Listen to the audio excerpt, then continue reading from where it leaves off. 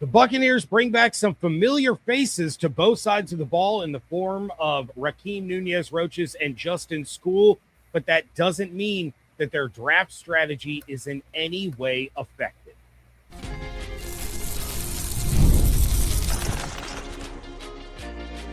You are Locked On Buccaneers, your daily Tampa Bay Buccaneers podcast, part of the Locked On Podcast Network, your team every day. What's up, and welcome into the Locked On Bucs podcast. I am your host, James Yarcho. I am joined today by Evan Closky, and we will be diving into Evan's first 7-round mock draft on this show as he makes his picks based on what he would do if he had to sub in for Jason Licht in this year's draft. That is coming up in a little bit, but we're starting today off with some signings that the Bucs have made over the course of the last few days, including two players that are returning to Tampa after stints elsewhere.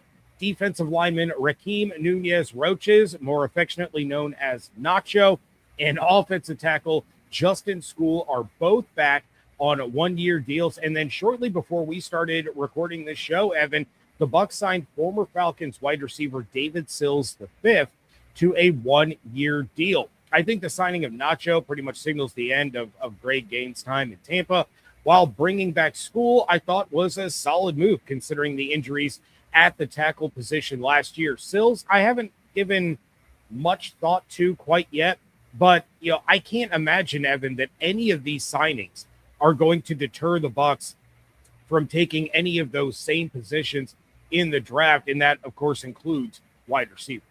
Yeah, I think what the Bucs have done is they've casted a wide enough net with some of these late in the offseason signings that if the draft does not necessarily fall their way, that they're going to be covered at that position.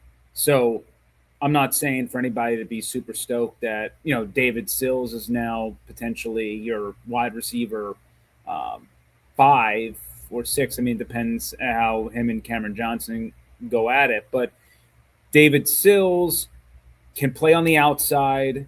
You lost your ex and Mike Evans. He comes from Zach Robinson's system of last year. So it makes a lot of sense to bring him in. Nothing sexy, but, it gives them flexibility to maybe not have to reach for a wide receiver. And if one doesn't happen to land in their lap, they got 6 right now on the roster ready to roll. And we know they'll bring in, they got Garrett Green there still on the practice squad. They can also bring in some of these other undrafted free agents and figure it out from there. Then we go over to Skule. And, I mean, right now, I believe there's 10 offensive linemen on the roster. We know the starting 5, and then it comes down to Dan Feeney, Elijah Klein, Ben Chukwuma, Justin Skule, and Luke Haggard. So, a guy like Luke Haggard typically has been a candidate for the practice squad, at least to start the season. I still believe that the team, if they can get another inside, like a guard and inside presence, I would say that Elijah Klein might be on the chopping block, considering what the team told us last year without telling us when they made their moves and had Mike Jordan and Dan Feeney in over him. And then we go to Nacho. And now that defensive line room, Vea, Cansey, Robinson, Nacho, Roberts, and Elijah Simmons, like that's a pretty full room right now. And we've talked a lot about, hey, there's some good defensive linemen in this draft. More specifically, I think on the run stuffing side than on the, doing both, getting interior pressure and stuffing the run. Could they bring in another one? Absolutely. But they can roll into next season with that 6 and probably be decently happy about it. So it's tidy work. It's nothing to be, getting super excited about. But it's pretty clear right now what the Bucs' needs are entering the draft. And clearly what we do know is they need they need absolutely one inside linebacker, probably 2, They only have 3 right now on the roster, so we know they're going to draft that. We know it. We know they're going to draft another cornerback. They only got 4 right now on the roster, and one is Josh Hayes, a special teams guy. And then you probably want to bring in an edge outside linebacker type, considering it's Diaby, Muhammad, Nelly, Braswell, Walker. Walker coming off a pretty significant injury. You're going to need one of those. So nothing stops him from making more signings here until the draft. But if we look at it right now, like, we can pretty much guarantee what 3 or 4 of those picks are going to be out of the 7.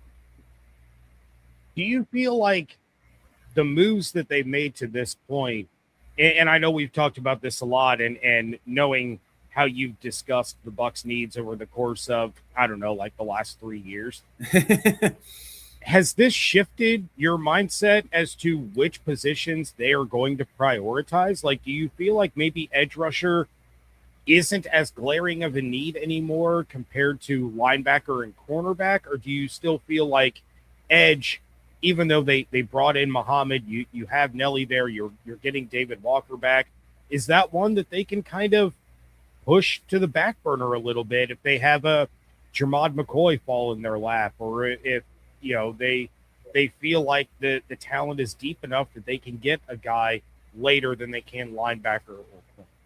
Yeah, I mean, first off, it's still a need, 1,000%. I mean, Muhammad is a 2. The Lions had him really as a 3, right? Muhammad's going to be playing. He should be playing on mostly obvious passing situations, right? Like, that's the guy that you kind of got as a rusher. Hey, all gas, no brakes, get in there, get after the quarterback.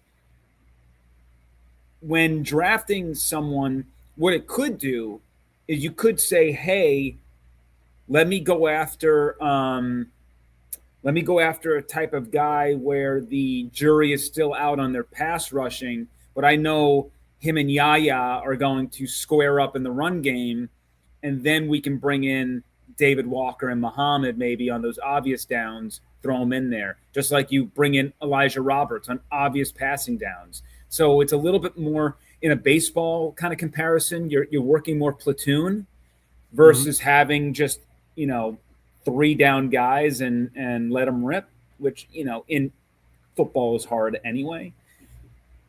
But it's still absolutely a need. You're going to have to select one. But when it comes to the first round, I think Jason Licht has been pretty consistent. They're going to draft the best player available. And if it's a need between, if it's a tie between a couple, then they're going to probably go with need. But if McCoy is sitting there and they don't love the edge options, or, and it's too early to take a linebacker, then, you take McCoy, which I would be a fan of, because you are one injury away from him having to play. And we know with this team, the past handful of years, you're going to need him, probably, especially considering what Benjamin Morrison was injury-wise last year, what he was before the draft entering it last year. And then also Zion McCollum is kind of a question mark all of a sudden after the performance he had on the second half of that year. So, still a need, but it just depends on who they like and where they're going to, kind of compromise with themselves.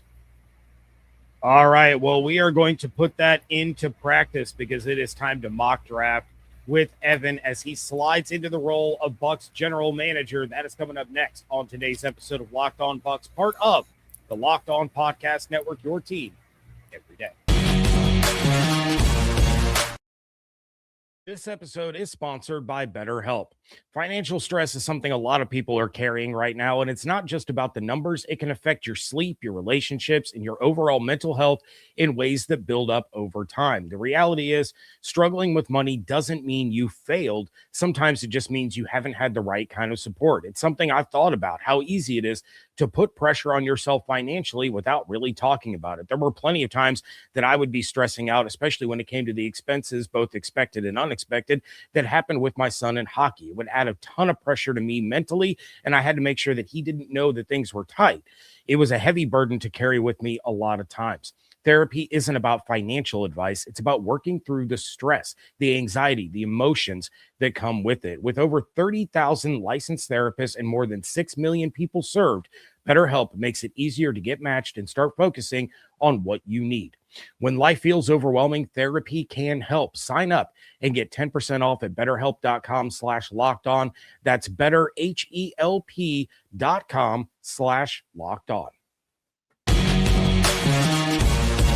Thank you again for making Locked On Bucs your first listen review every day. And thank you for making Locked On the #1 sports podcast network. Don't forget to check out the Everydayer Club for ad-free episodes, access to a group chat with me and other listeners of the show. All access members, we're going to do a virtual draft party. Cannot wait for that. You can tap the link in the show notes or go to lockedonbucs.supercast.com. Evan, it is time to do a full 7-round mock draft on this show, and this is the first of 2 that you're actually going to be doing. We are going to have full predictive mock drafts for what we think the Bucs will do, from myself, from you, from David Sills. Just like we did last year, we're going to put that up on Twitter, run a poll, see who Bucs fans like the most. Last year, David Sills was the winner in that one. But for this mock draft, I want you to imagine that you wake up on Thursday, April 23rd, to a phone call from Jason Licht. It's like 5 in the morning. And he tells you that he is so sick that he cannot get out of bed. He might have to go to the hospital. And he needs you to fill in for him on draft weekend. And you have free reign to draft the players that you want to add to this team. They don't have to be that man. They can have some questionable characteristics. But it's all you. Let's start with the first round. Where are you going in this one? All right, let it be known I'm doing this live, and also no trades. We don't know. Trades is something that I'm making up. What we do know are the actual numbers that the Bucs are drafting in, so I'm going to work in that reality. But I would say I would be a proponent, just like I'm sure more than half of the league would love to trade back in this draft if you're not really in the top selection of picks. Okie dokie. So with my first selection, just going to read off, the obvious names are gone. Delaney's gone. Jordan Tyson's gone. Falk was actually the pick right before the Buccaneers. So, Kai Lemon, Jermod McCoy, Kenyon Sadiq, Peter Woods, Casey Concepcion. If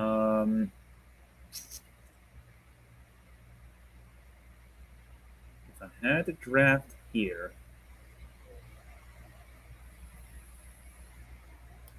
I'm going to do it. I'm going to go Jermod McCoy. I think this team needs a cornerback, and he's got a high ceiling. He's obviously coming off an injury, but he didn't play all of last season. So I'm going to assume that, he's been handled with care.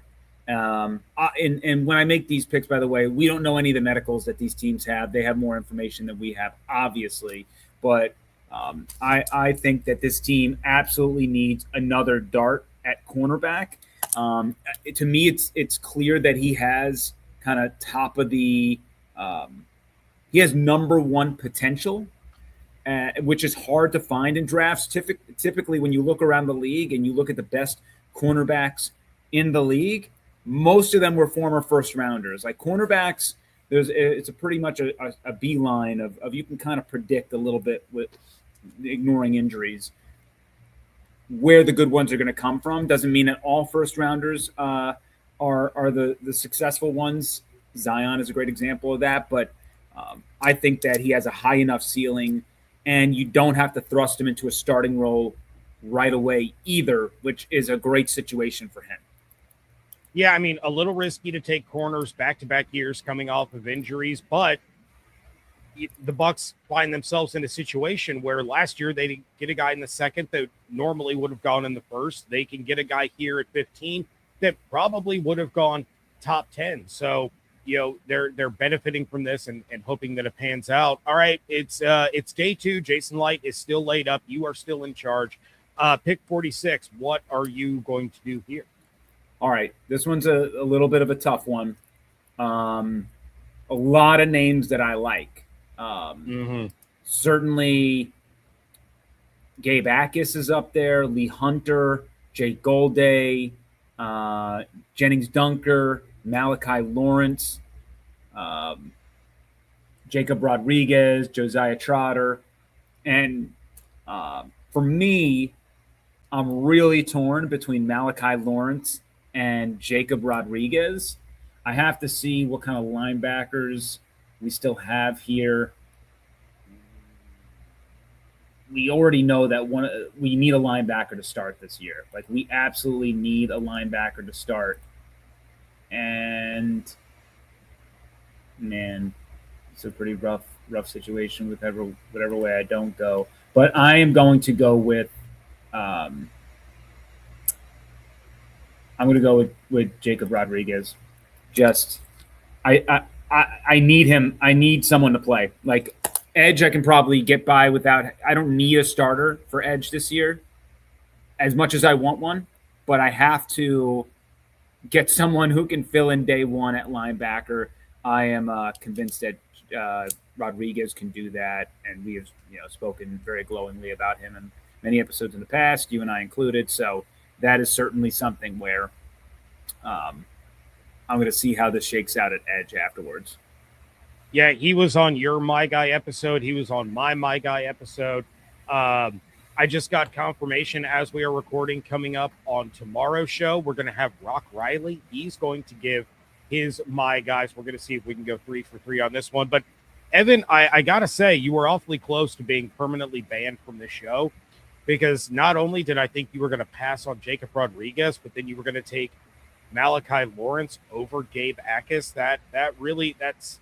That's a double whammy, and I don't know if that's forgivable. But you've got a top tier corner now.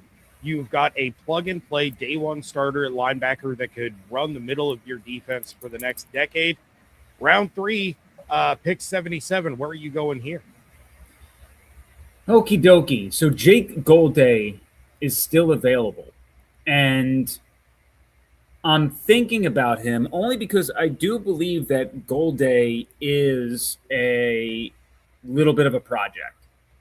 So he's probably someone that has a high ceiling who I can teach a little bit.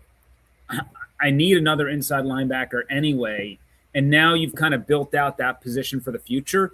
And look, if he turns it around quick enough and he pushes Jacob Rodriguez, then hey, that's where it goes. We got Stowers and Claire up there for tight end, which I'm looking at. My guy Keontae Scott is also there. I know I just took a cornerback, but Keontae Scott, I think, can also play kind of that tweener role of where he can fill in at corner or at nickel, maybe even be somewhat of a safety. They kind of need that option too, because even though, you have Antoine, you have Tyke, Miles Killebrew is a special teams guy. I don't really want him playing down-to-down snaps. J.J. Roberts coming off of an injury, and, Rashad Wisdom, who I love, hasn't gotten much PT. So in terms of – I'm just gonna go with Keontae Scott, because I think that Todd can find a role for him. He's a secondary guy. And it does make this cornerback safety room just a lot better. Like, if you give me McCoy and Keontae Scott with Antoine, with Tyke, with Zion, with Benjamin, with Parrish, all of a sudden I got depth all over the place. And I'm not like, we don't know if Zion's going to make it to 2027 at this point. So now I got a couple of darts in the hopper to potentially move forward. I'm also pushing Benjamin Morrison in the process with these picks. So that dude is a baller. I think, like, that guy has the right stuff. So screw it. I want him. Yeah, I personally probably would have gone Stowers at tight end. He's my favorite tight end prospect in this draft. I think he's the best overall, like, well-rounded. But if you think about Keontae Scott as the Christian Izzian replacement, that, to me, is such a perfect fit to come into this defense. Jason Licht is not shy about doubling up on positions on the first 2 days, especially on day 2. He went corner last year. He has gone corner in the past, but to have 2 of the first 3 picks be corners plus your starting linebacker, I like the way this draft is shaping out for you. I think Jason would be very proud, but we got to round out the rest of this. That is coming up next on today's episode of Locked On Bucs.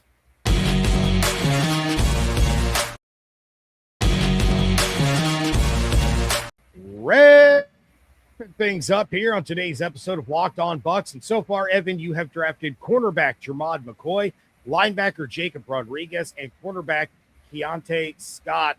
You have all of those guys joining the Bucs. Now is where it starts to get tricky because Jason Licht has made some hay on day 3. He has found some absolute gems over the years. So no pressure. Where are you looking in round 4? I'm going to be completely honest here. Going back in time, I might have wanted to go Malachi Lawrence and leave Jacob Rodriguez out of it and just dealt with it. That's a funny way to pronounce Gabe Akis. I love Gabe Akis too, to be honest. He was on my guy segment as well. I know he was. Regardless of who I would have picked there. Oof. Oh, boy. Oh, buddy. A lot of my positions have already been taken. I'm kind of – I haven't really done this in any draft, so I'm just going to do it right now and see where it goes. I'm going to take Zachariah Branch out of Georgia, and I'm going to have him compete with Cameron Johnson for the punt returner job, and a special teams, kind of an ace there. He's a fun little gadget player. I don't necessarily, there's a world where if Tez gets injured, Zachariah can probably insert himself into whatever role you build out for Tez. And then also, I think that Zachariah probably has a higher ceiling than Cameron Johnson, even though Cameron Johnson looked pretty good last year as a punt returner. But I think that would be a fun competition. Yeah, I don't hate it. I mean, to be fair, you're getting this guy in the 4th round. He's PFF's 75th ranked overall prospect. My hang-up has been if you're going to add a wide receiver, you got to add one with size. Branch definitely does not have that. He is the same height as me. My thing is, though, I'm looking for comps because, to be honest, this offense that I developed, it's not going to be built for an X, like a true X, like a Mike Evans X. Fair. So whatever we have in our brain here for the past 12 years of what the Buccaneers offense has looked like, because there's been a Hall of Famer out there, we got to throw that to the wind and say that's not the offense they're running next year. So now I'm adding depth, and Cameron Johnson still fits that piece, mind you. Sure. But I'm adding a guy who fits into the mold of what this offense is going to look like. All right, that is 100% fair. I like the way you put that. All right, let's move on to the 5th round. What do we got on the docket here?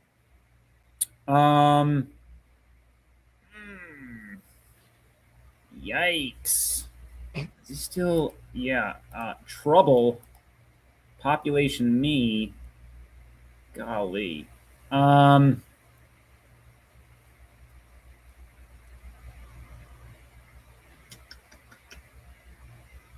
he was taking kill. Fudge. This one's a tough one, people. I'm not going to lie. I'm down bad. This is harder than what it looks like. Okay. I apologize for the typing. I want to just take a gander here.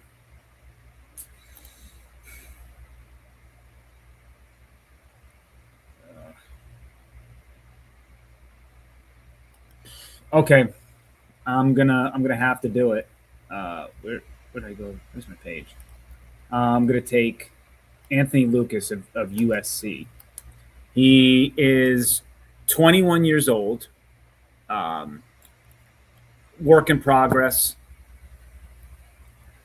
I think 6'5", 285 sort of deal, athletic, throwing a dart at the board here. I got to bring in someone else at that position, and so I'm going to just try to see if I can get lucky on my dartboard and squeeze it out. As I said, I in my hindsight 2020 of looking at this draft, I do wish I could have flipped some things, but that's where I'm going. At least I can fulfill that edge spot that I'm certainly going to get on this podcast and yell at myself about not addressing earlier. Well, and I don't take this the wrong way. I'm kind of glad. Took it the wrong way. I'm kind of glad that it's played out like this, because on yesterday's show, I did a reaction to a mock draft where the Bucs did take Jermod McCoy in the first round. And I said, he's a great player. I'm not going to complain if he's the pick, but you have to look at the ripple effect of taking him in the first. When you have to address linebacker, you have to address edge rusher, what's going to be the best in terms of the collective. And that is playing out to a T on this. So I think this is actually inadvertently a perfect example by you of what I was talking about. But you're welcome, by the way. Yeah, I certainly appreciate it. Let's go ahead and move on to the 6th round. Again, it's about the collective. It's not about the individual. Let's see how this all wraps up. But who do we have in round 6? And in round 6, I'm going to take Daquan Wright at Ole Miss. Okay. And get the tight end in here. Yep, I don't hate that. Some competition for Payne, for Culp. You're going to push one of those guys to either show out or be a game day inactive every single week. I'm kind of looking at you, Culp, because he's already kind of filled that role.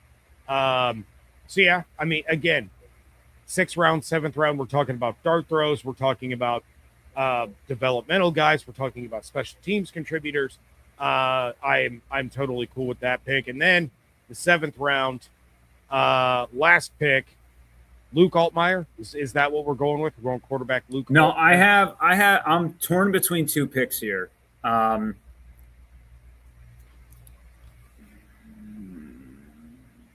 Okay, I'm going to pick Roman Hemby first.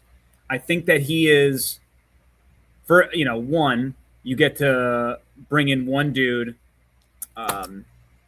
Zach Robinson allows his quarterback coach to bring in one dude from Indiana's championship winning team. So at least there'll be some familiarity there. Otherwise, and not to mention also with Hemby, he's a totally different runner, kind of like Sean Tucker. He's not like Sean Tucker is better than I think Hemby. He's more elusive, but they don't really have a downhill thumper. And Hemby at least brings a different element to the running back position than what the Buccaneers currently have on their roster. Having said that, I was heavily considering Diego Pavia. We've talked about this. We talked about it, and I know, and only reason I didn't do it is because I think there's a chance you might be able to get him as an unrestricted free agent. I don't think there's going to be a lot of teams willing to kind of touch that hot stove. And in saying that, Baker Mayfield, I think, is the perfect guy to help Diego Pavia out. If Diego Pavia isn't doing what he's supposed to do, naturally they will just cut him. This is a 7th round pick. They don't have to. They're not relying on Pavia. Pavia is going to build out his own narrative.